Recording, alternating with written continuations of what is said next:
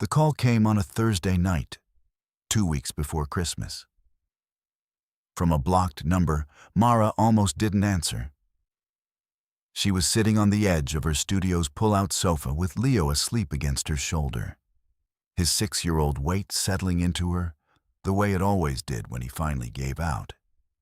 Heavy and trusting and smelling of the lavender shampoo she bought in the discount bin at the pharmacy on 9th. The studio was one room on the 4th floor of a building that charged her $1,200 a month and took 3 weeks to fix a broken radiator. She had $2,400 in rent arrears and a letter from the agency in her bag that said she'd been placed. $800 a week, residential post, family with 1 child, start Monday. The agency had not told her the family's name. Premium clients, they said. Private arrangement. She would be given an address.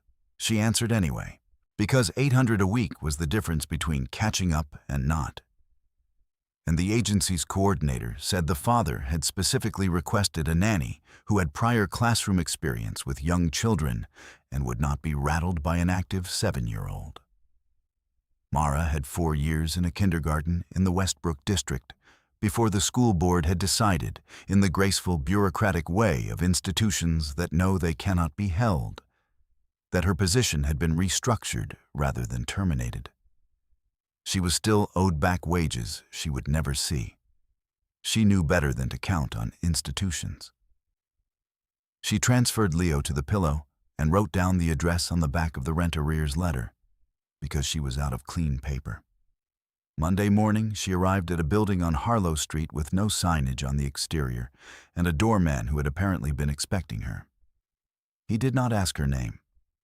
He said, "7th floor, Mrs. Voss," and pressed the elevator button himself. She noticed the earpiece. She noticed the cut of his jacket, which was not a doorman's jacket exactly, and how his hands stayed visible and still. She filed it. She had always read rooms. Survival is calibration. The apartment on the 7th floor had 12-foot ceilings and windows that looked east over the city toward the river. And the city was wrapped in early December gray, the kind of gray that precedes snow. There was a woman waiting inside who was not the father. She was perhaps 40, with the posture of someone accustomed to being the most important person in a given room, wearing a coat she hadn't taken off as though she'd planned to be brief. She looked at Mara. Her gaze moved from Mara's second-hand peacoat to her boots, which were good boots but not new, and something in her expression arranged itself into a small, settled certainty. Her name was Sandra. She introduced herself as the previous nanny, providing transition coverage. She explained the household schedule in a tone that suggested Mara might find it complicated. Then she said, almost as an aside, "You should know the position has gone through 3 women in 8 months. Charlie is a difficult child, and Mr. Garcia has very specific expectations." She paused. The last 2 were more, polished. Mara said, "Thank you for the schedule," and took the folder from her hands. The boy was in the 2nd bedroom, sitting cross-legged on the floor with a set of small wooden blocks and an organizational approach to their arrangement that was, Mara thought, borderline architectural. He was 7 years old with dark eyes and a serious mouth and a small scar above his right eyebrow that was old enough to be part of his face. He looked up at her without the wariness she expected. He said, "Are you the new one?" She said, "I'm Mara. What are you building?" He studied her for a moment. Then he said, "A parking structure. It needs a ramp." He handed her a flat piece. "You hold this." She held it. He fitted 3 more blocks against it with the focused care of someone for whom getting things right mattered more than speed. She recognized the quality. Leo had it with his drawings. His name was Charlie. He was, as the schedule confirmed, in second grade at Harlow Day School 4 blocks away. The father left before 7 each morning and was generally home by 7 in the evening. Mara would bring Charlie to school and collect him at 3, prepare his meals, manage his homework, coordinate with the household staff for anything beyond her scope. The father's schedule was not her concern. She would not see him most days. She didn't see him Monday. She picked up Charlie at 3, walked him the 4 blocks home, made pasta with butter because he said that was what he ate, and sat with him at the kitchen table while he did his reading assignment. He read carefully, finger under each line, correcting himself when he lost the rhythm. She didn't correct him until he asked, and he always asked. On Tuesday, he came through the school door at 3 with his backpack hanging off one shoulder and his lunch bag conspicuously empty, and he had the look of a child who has been chewing on something all day that wasn't food. She said, "Bad day?" He said, "Dominic took my lunch again." She said, "Again?" He said, "He does it every day. He takes the sandwich, sometimes the whole bag. He says I won't tell because I don't have a mom to complain to." Mara stood on the pavement outside Harlow Day School in the December wind and felt something in her chest go very level and very cold. Not anger exactly, something more structural. She said, "How long has this been happening?" He said, "Since October." She said, "Okay." And she meant it as a statement of fact rather than reassurance. She meant, "I have registered this, and it will change." Wednesday. She went in 30 minutes before pickup, found the school secretary, and asked to speak with whoever handled student conduct. The secretary sent her to a vice principal named Marsh, who had the look of someone who processed 12 complaints a day and had developed a diplomatic numbness around each one. Mara explained the situation without drama. Dominic Holt, age 8, second grade, had been taking Charlie's lunch since October. This was a specific, repeated behavior that had been allowed to continue because Charlie had not been advocated for. The vice principal said these things were often misunderstandings between boys. That Dominic's family was very involved with the school, that she would look into it, Mara said. "I'd appreciate that by Friday." She was walking out through the school's side entrance when she encountered Dominic's mother, a woman named Pauline Holt, who wore the kind of workout clothes that cost more than Mara's monthly rent and had the bright social confidence of someone who had never stood on the wrong side of an institutional conversation.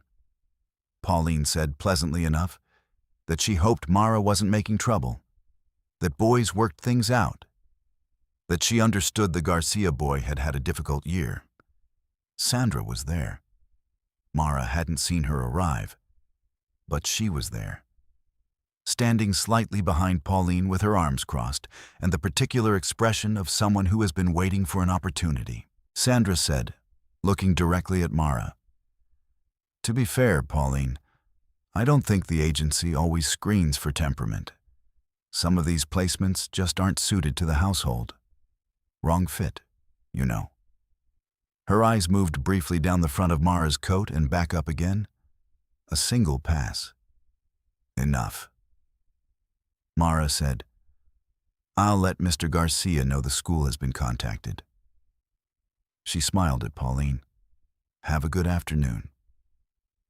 She walked back to the front entrance, with her hands loose at her sides and her shoulders level, and she did not let the flush reach her face until she was in the elevator. She told the walls of the apartment she was fine. Leo, who she'd collected from his own school at noon and installed at the kitchen table with a coloring book, said, "Mama, what's fine?" She said, "It means we do the next thing." He colored a horse entirely blue. She made Charlie's snack and waited. Friday arrived cold and specific. The sky pressing down low over the city, the first real snow hanging somewhere above it, not yet falling. Mara picked up Charlie at 3, walked the 4 blocks, and was at the kitchen counter cutting apple slices when she heard the elevator open at 4:15, which was 2¾ hours before the schedule said the father returned. She heard him before she saw him, not his voice. The building changed. The air in the hallway shifted in some way she couldn't explain clinically, as though pressure had redistributed. The kitchen doorway framed a man in a dark charcoal suit with his jacket already half removed, moving through the apartment with the efficiency of someone who knew every inch of it. And then he stopped. He stopped because Charlie had come out of the second bedroom at a full run and had attached himself to the man's left arm. The man's name, Mara knew from the agency paperwork, was Nico Garcia. He was, according to the paperwork, a construction industry investor. The paperwork had not mentioned the doorman with the earpiece, or the second man she'd noticed in the lobby Tuesday, or the way the building's staff straightened very slightly whenever the 7th floor was referenced. The paperwork was a document. Documents, Mara had learned, described the shape of a thing, not its nature. She set down the knife. She did not move toward him. She wiped her hands on the kitchen towel and waited for Charlie to let go. But Charlie didn't let go immediately. He stood pressed against his father's side with one arm still hooked through his. And he said, in the practical voice of a child reporting information rather than making a request, "Mara, fix the lunch thing." Nico looked across the kitchen at her.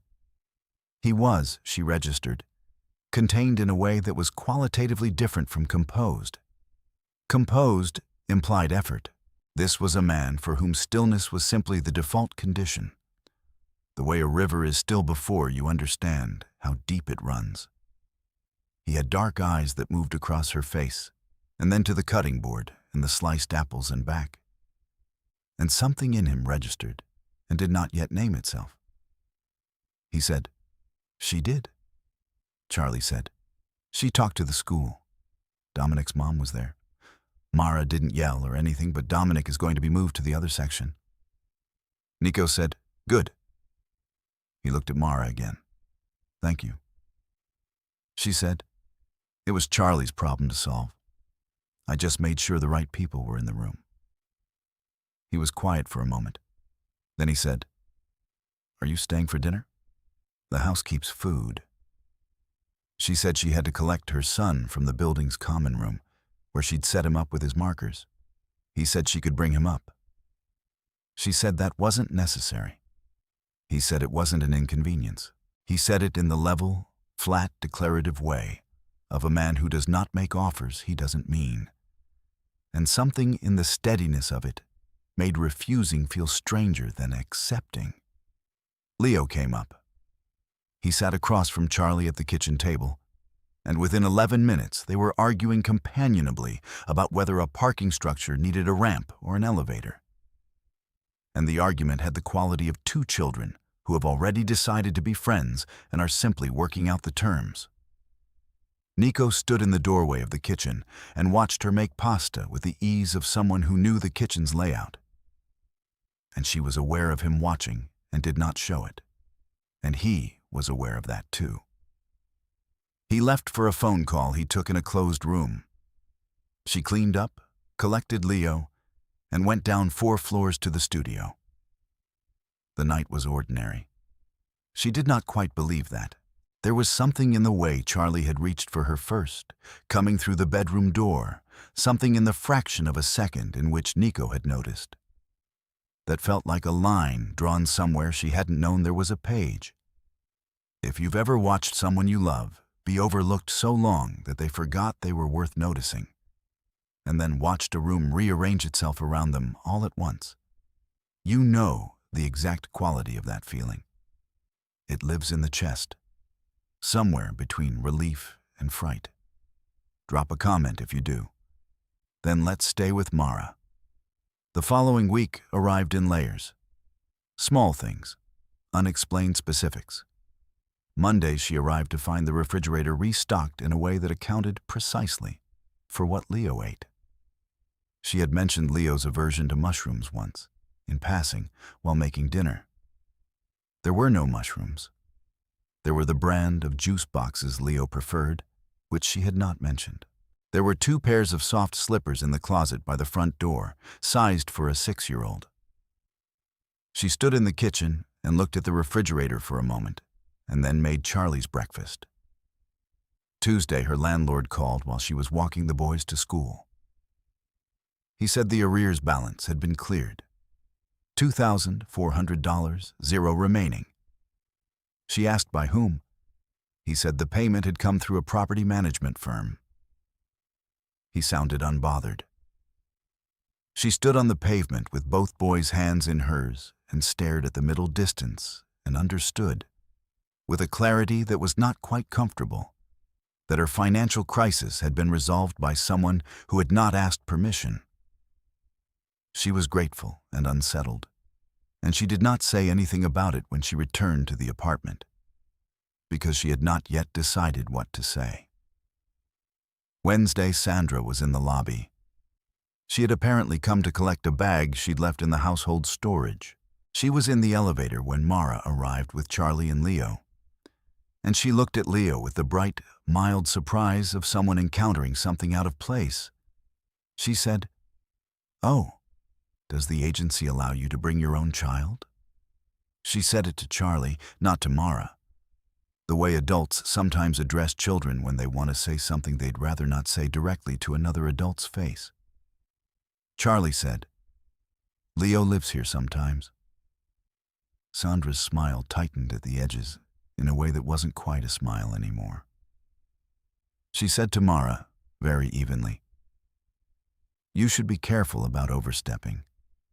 The Garcia household has a very particular kind of standard. Not everyone is suited to it." Mara pressed 7. The elevator closed. Charlie, who had been watching Sandra with the particular attention of a child who was learning to distinguish between the shape of courtesy and its content, said, "She does that a lot." Mara said, "I know." He said, "Dad doesn't like her." She said, "That's between them." He considered this. Then he said, "Mara, do you want to see something?" He reached into his coat pocket. He was wearing the navy wool coat with the brass buttons, the one he wore every day regardless of what she suggested. And from the interior breast pocket, he drew out a folded piece of paper with the careful reverence of a child who has decided something is important enough to share. She almost didn't open it. She thought it was a drawing. She took it in the elevator's flat light and unfolded it, and it was a photograph, printed small on regular paper, the kind of photograph you print from a phone when you want to carry something without carrying a phone. It showed a woman with dark hair and Charlie's same serious mouth, laughing at something outside the frame, her head tipped back slightly, standing in front of what looked like a kitchen window. Charlie said very quietly, "That's my mom. She died when I was 4. Mara said nothing. She looked at the photograph. He said, "You smell like her, like the things she put on in the morning, the bottle with the yellow lid." He folded the photograph back with both hands, small and methodical. "I just wanted you to know." He put it back in his pocket and stood looking at the elevator door. Mara looked at the wall above the buttons and breathed through something that had no clean name. That evening, Nico came home at 7 and found her in the kitchen. And the apartment had that specific quality of 2 children already in separate rooms. The low hum of Leo reading aloud to himself and Charlie's quiet over his homework. And the dinner was already made. He stood in the doorway the way he had on Friday, suit jacket over his arm. And he looked at her in a way that was different from the week before, as if something had been confirmed that he'd been holding as a question. He said, "Charlie showed you the photograph." She said, "Yes," he said. "He hasn't shown anyone else." She turned to the stove and adjusted something that didn't need adjusting, and then she turned back because she was not a person who avoided things. She said, "What was her name?" He said, "Elena." A pause. She was good at making things ordinary. It was her specific ability. Rooms felt different when she was in them. Mara said, "Charlie has that." He said, "I know." He set his jacket down on the back of a chair. "I'm aware," he said, in a quieter register, "that the transition money in the rent account was a presumption. I should have asked." She said, "You should have." He said, "I'm asking now, retroactively, which is the wrong order, but it's what I have."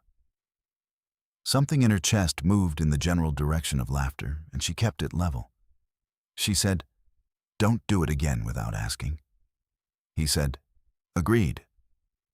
And then, "Are the boys eating with us?" They ate at the long kitchen table.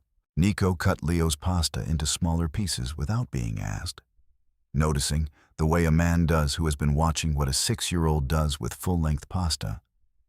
And Leo accepted this with the gracious indifference of a child who expects competence from adults and rewards it with conversation. He told Nico about the parking structure. Nico asked whether they'd resolved the ramp versus elevator question. Leo said they had compromised. Both. Nico said that was the correct answer. Mara watched all of this from the chair beside Charlie's and felt the particular quiet of something she hadn't expected to want. The following week had 3 charged moments and a warning she almost missed. The first was a Tuesday evening when she was leaving, and Nico was in the hallway at the same time. And they were close enough that she could have reached out and touched the sleeve of his jacket. And she didn't, and neither did he. And the not touching was the kind of not touching that carries its own weight. The second was Thursday, when he came home to find her reading to both boys on the big sofa. Leo half in her lap, and Charlie pressed against her side with his wool coat still on. And Nico stood in the doorway for a long count of breaths before she heard him move. The third was Saturday. He asked if she had plans. She said she had no plans.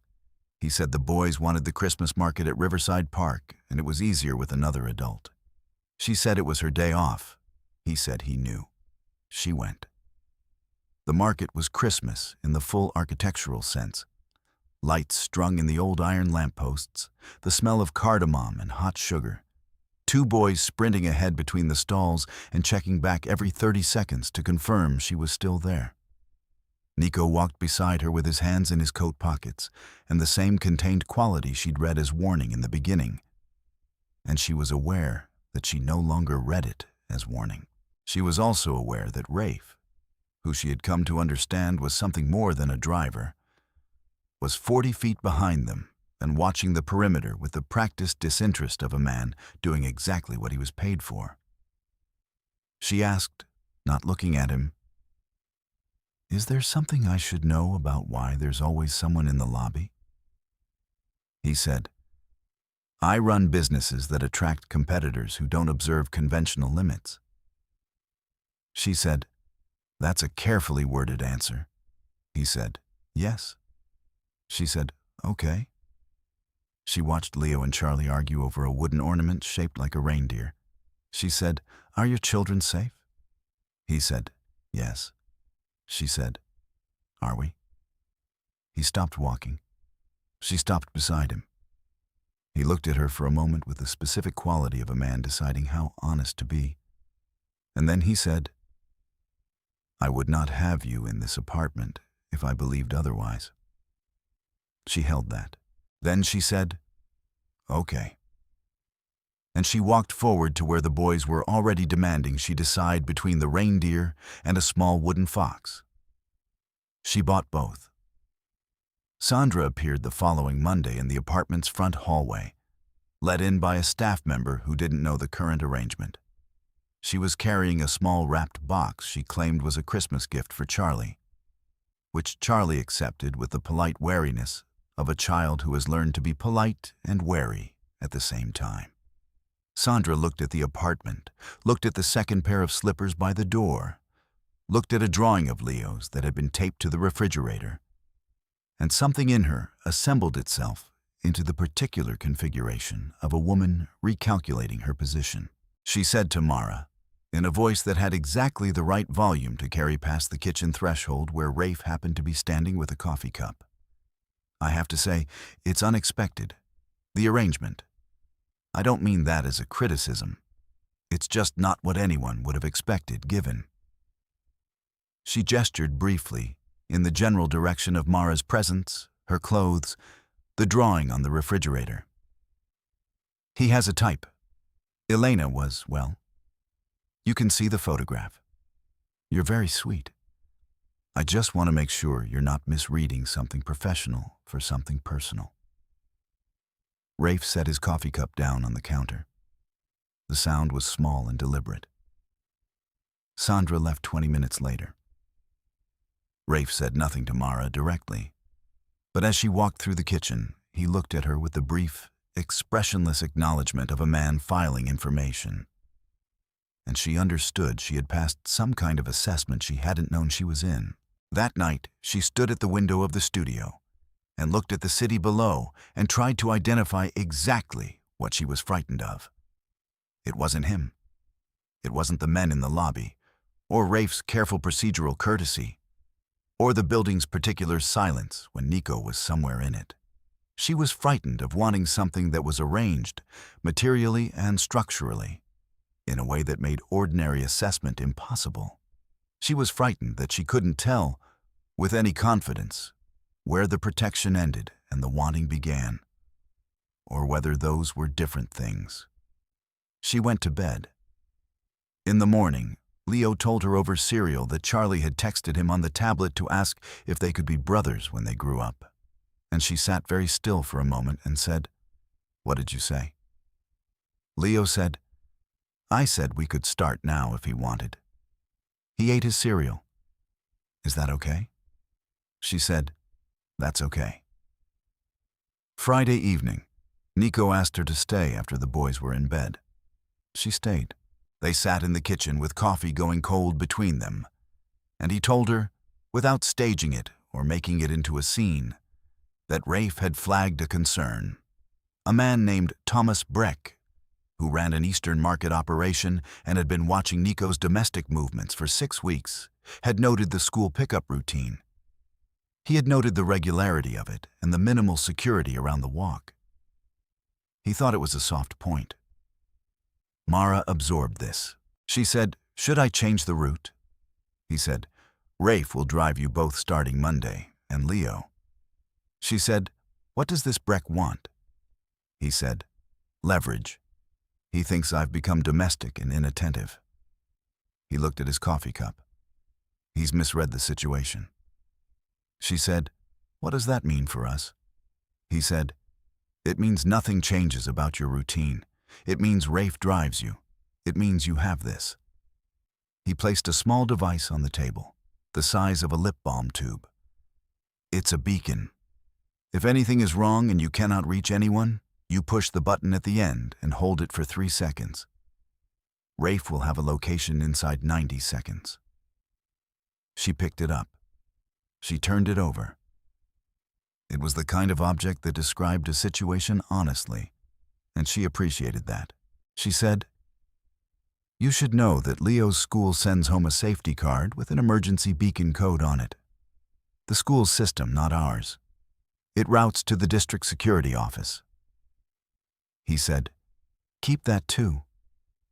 She looked at him across the table in the kitchen's quiet light and said, "Are you scared?" He said quietly, "Not of Breck." A pause. "Of the specific variables I cannot control from inside a building." She put the beacon in the front pocket of her bag. She understood what he meant.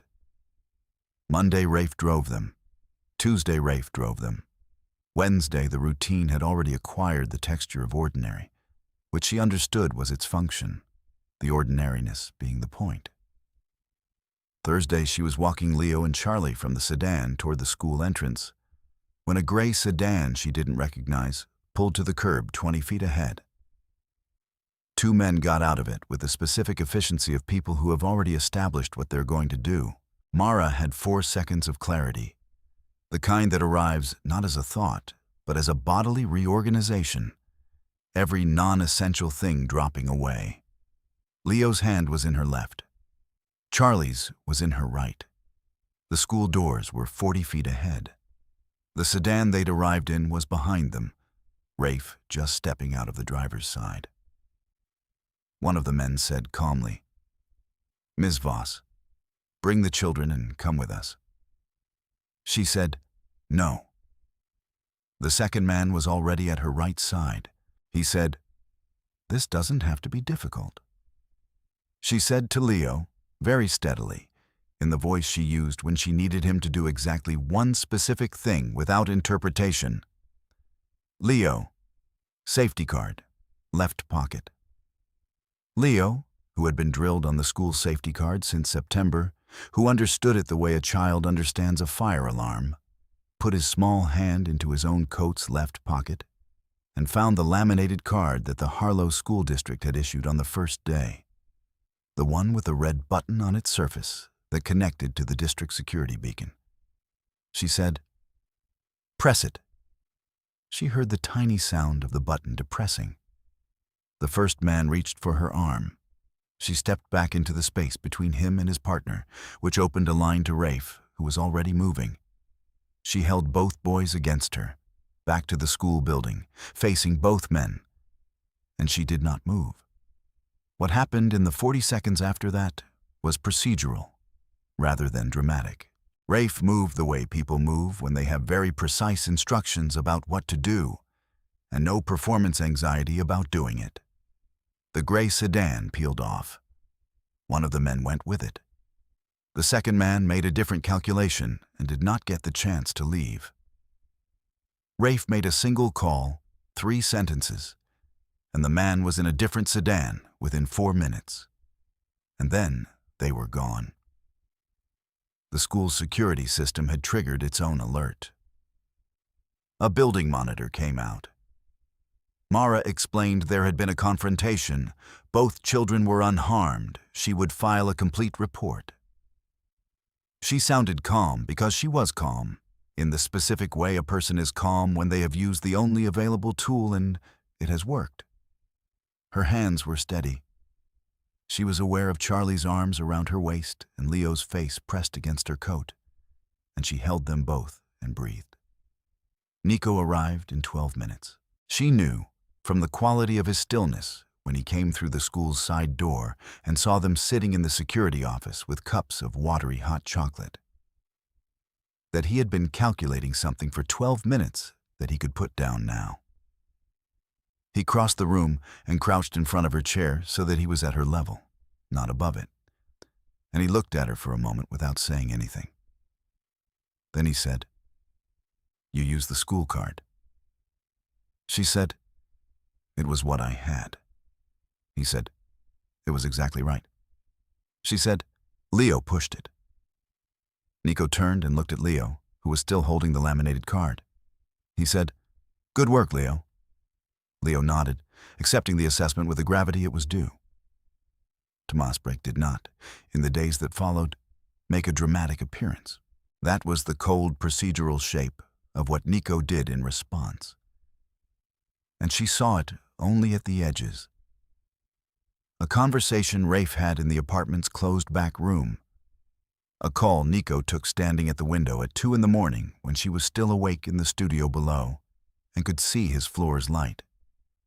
She understood, from the quality of the days after, from Rafe's particular settled calm, from the fact that the gray sedan never appeared again, that the conversation with Breck had been conclusive.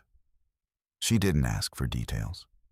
She didn't need them in the way she would have needed them about an institution, because an institution's logic was performative and its outcomes were uncertain. This had a different shape. She trusted the shape. What she did not expect, 3 days after, was the gathering in the apartment's front room. Rafe was there. 2 other men she recognized from the building's lobby were there. Sandra was there, which Mara only understood when she arrived at 7 with both boys and found the room already occupied. She understood the reason within 45 seconds. Because Nico was standing at the head of the room in a way that communicated to everyone present that this was not a social occasion. He said, without raising his voice, "I want to make some things clear for the record." He used the word record in the way a man uses it when he means the people in the room are the record. He said that Mara was responsible for both boys, that her authority in the household was not subordinate to any prior arrangement or prior occupant, that her decisions regarding Charlie's welfare were to be treated as his own. He said that anyone who had a different read on that arrangement could leave. Sandra said, with the careful composure of a woman who had expected a different room, "I was only trying to help the transition, Nico." He said, very quietly, "She knows her name." Sandra looked at Mara. For one moment, the contemptuous certainty of the previous weeks, the sidelong glances at the coat, the carefully aimed asides, the implication that Mara's presence was a misunderstanding that would correct itself, all of it stood exposed and flat and unmistakably wrong. Then Sandra picked up her bag and left. Mara did not feel triumphant exactly. She felt precise. She felt the relief of a verdict delivered clearly in front of witnesses by someone who had standing to deliver it. Rafe said, in the general direction of the hallway, "I'll walk her down." The room exhaled. Leo, who had been standing slightly behind Mara's left leg, came forward and took her hand. Christmas week arrived with the city's full commitment to the season. Lights strung across every cross street, the Riverside market doubled in size. The snow that had been threatening since the first Monday finally arriving in the soft, persistent way that made everything quieter. On the 23rd, after the boys were asleep, Nico came to find her where she'd been standing at the 7th floor window, watching the snow settle on the ledge. He stood beside her. He said, "Charlie asked me something." She said, "What did he ask?" He said, "He asked if we could all have Christmas here. Leo and you." He said it like it was a practical question. He paused. It took me a moment to remember that for a 7-year-old it is a practical question. She said, "What did you tell him?" He said, "I said I'd ask you." She was quiet for a moment. The snow was coming down in small, unhurried pieces. The city below lit amber and silver, the window cold against her fingertips. She said, "My mother used to say that home was the place that knew your name when you walked in." He said, "What do you think now?" She said, "I think it might also be the place that still has your name when you leave." He turned to look at her in the way he had been doing. She now understood, since the first Friday, when Charlie had run to her first and something in Nico had registered and not let go. He said, in a very quiet voice, "Mara." Just her name.